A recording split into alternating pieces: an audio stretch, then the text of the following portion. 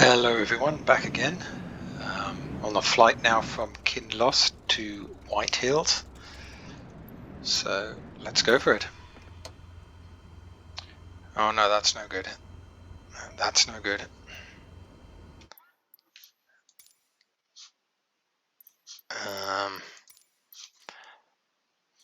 Show traffic nameplates off.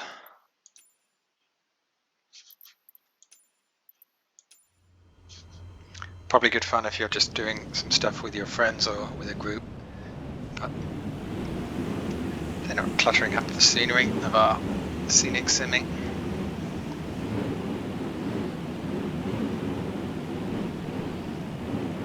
Decided to take the Cessna this time, since I haven't used it for a while. It will be a 20-minute flight.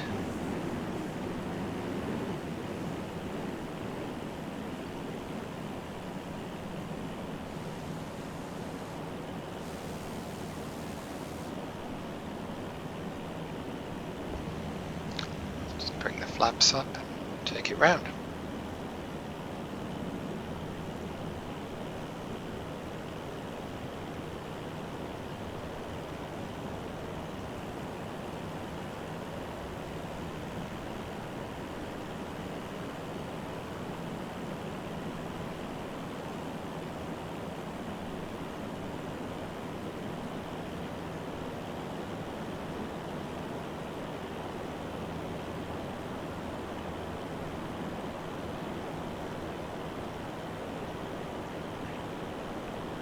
I've just finished another scenic flight of the city of Milan, Italy, which was a bit of a failure. I couldn't find a lot of the interesting sights that I did see actually on a day trip there. I managed to see the cathedral and the San Siro football stadium, and that's about it. It's at a golf course just below the right tail there, like a couple of bunkers. Few bunkers dotted around.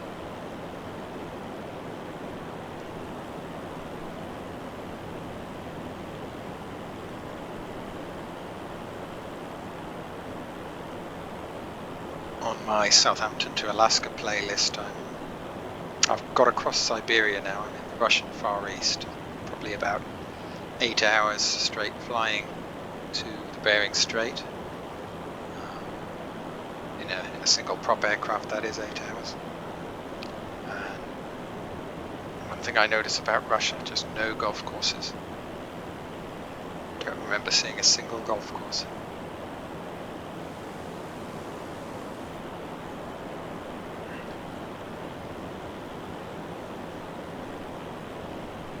And that's following the Trans-Siberian Railway line, much of which is to the south of Scotland, a lower latitude.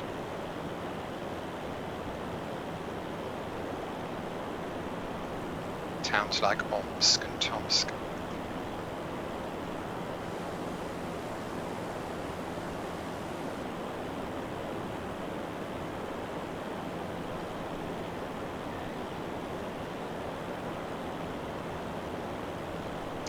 Looks like another airport at 10 o'clock there. There was one airport on the way that we're skipping. Can't remember the name. Is it on the map? No. EGQS. Yeah, that's the route we're taking. I'm afraid I don't remember the name. We've got a glider field.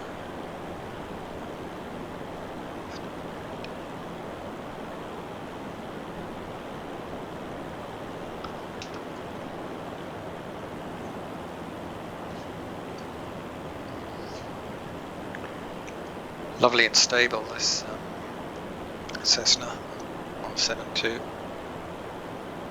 Got my hand off the joystick right now. It's leaning slightly to the right.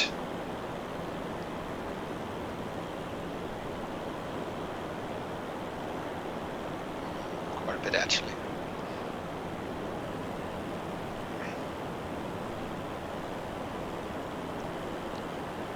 One thing I do One rule I have in all these flights is I never use the autopilot, and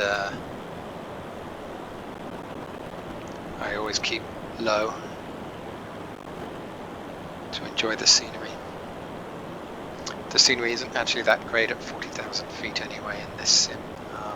It's better in X-Plane 11 if you get the UK scenery. But on the other hand, if you look out of a plane window at 40,000 feet above Britain, the visibility is generally so poor that even on a clear day, the ground just looks faded and blurred. Can't get much detail.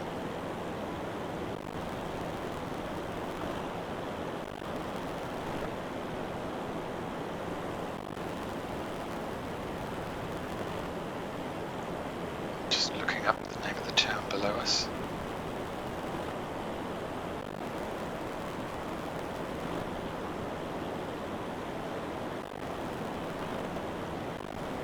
Probably Elgin.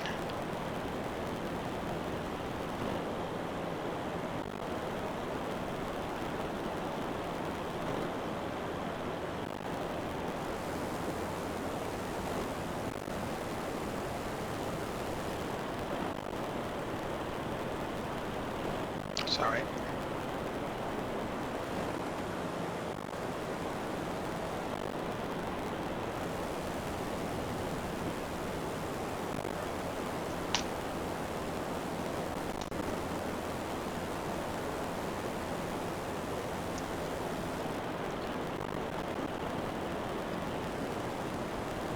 So generally less spectacular than the west coast of Scotland in terms of the mountains, but you can see it gets hillier inland.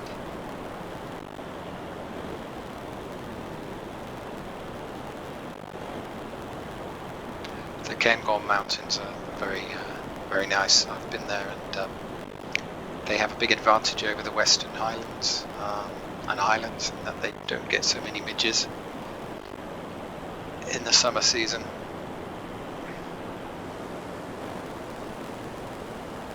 It can still get pretty bad though. Places like the Isle of Skye and Fort William, if you're unlucky, and the few weeks when they've just hatched, then a lot of them, then it can spoil a trip.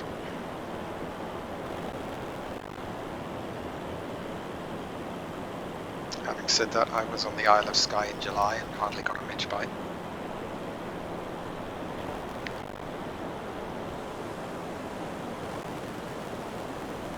Golf course below us.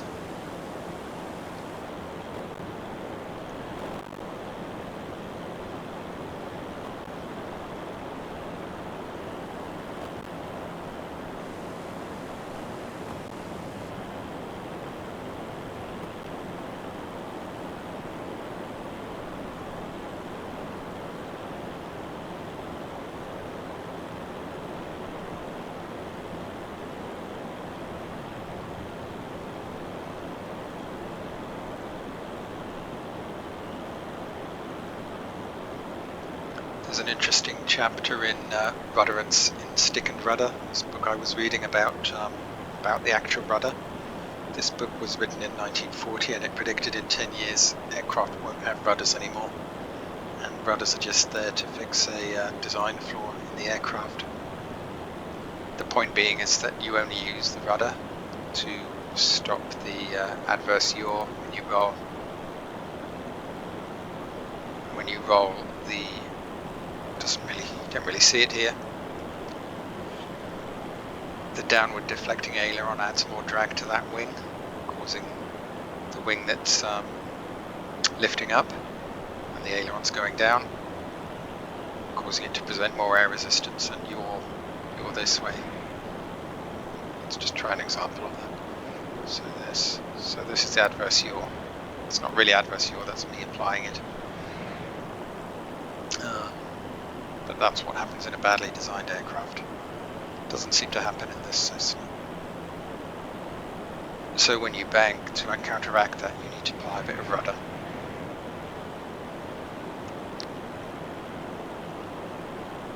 and that was about the only time he said you needed a rudder. Nose wheel aircraft, you don't need the rudder for steering on the ground.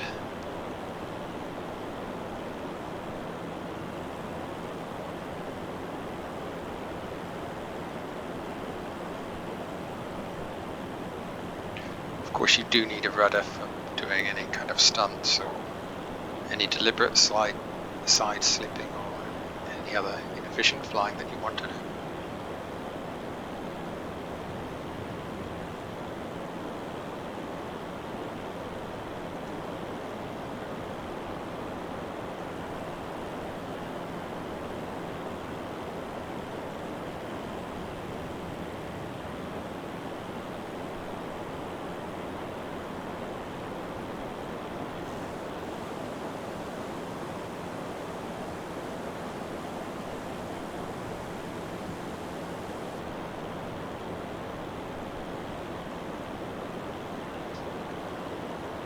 Down a little bit, getting a little high. I don't use the autopilot, but I do tend to just fly by the trim quite a bit. But at the moment I've got my hand on the stick all the time to stop this right roll. I could use some aileron trim.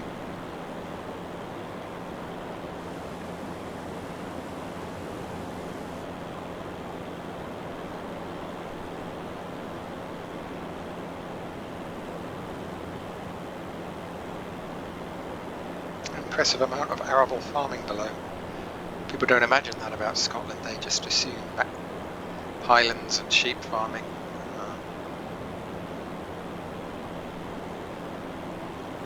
Of course there are oats, Scots porridge oats.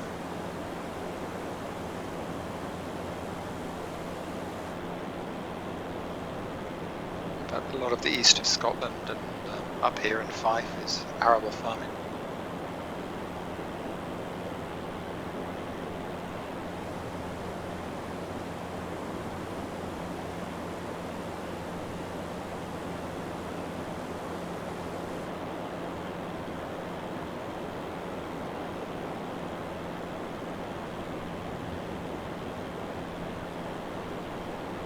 A lot of talk in the news at the moment about Scotland having another independence referendum.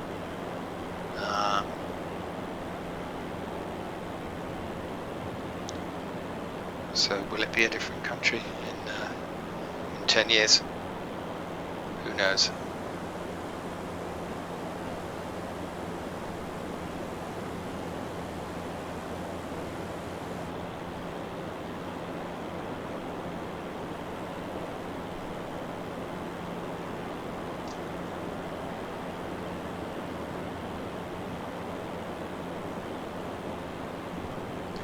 I do understand though, with them significantly smaller population over England and the voting system that we have, that it doesn't really matter who Scotland votes for, they just always, their government is always what the English voters pick.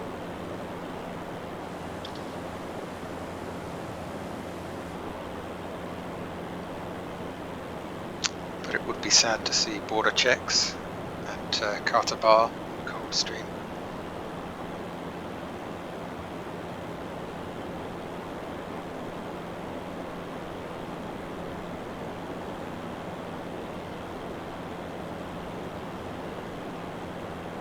Countries, in my opinion, work better when they work together and stay together.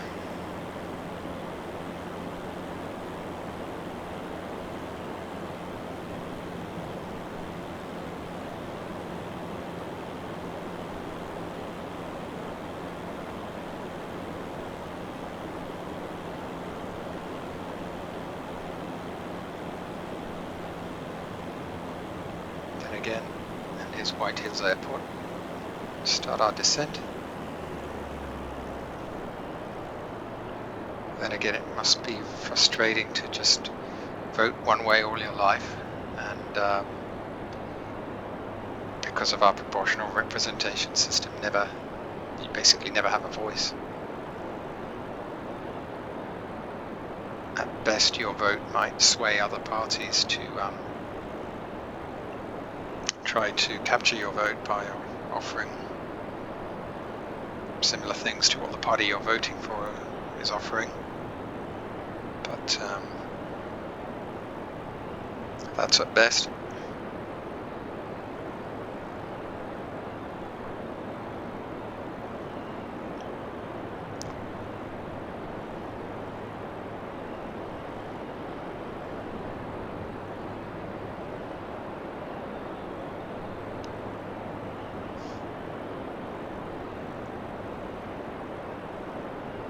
Please don't attack me in the comments, anyone, if you're a fervent Scottish nationalist or unionist.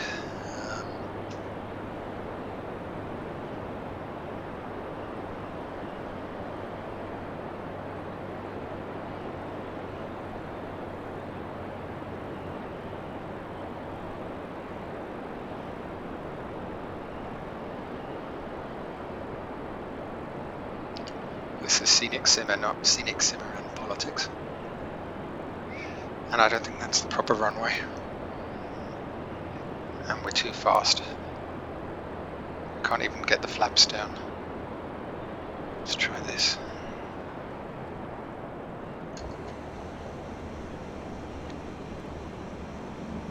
Or maybe it is the runway. 500. Didn't see any painted lines. Bit dangerous, that wind turbine, huh?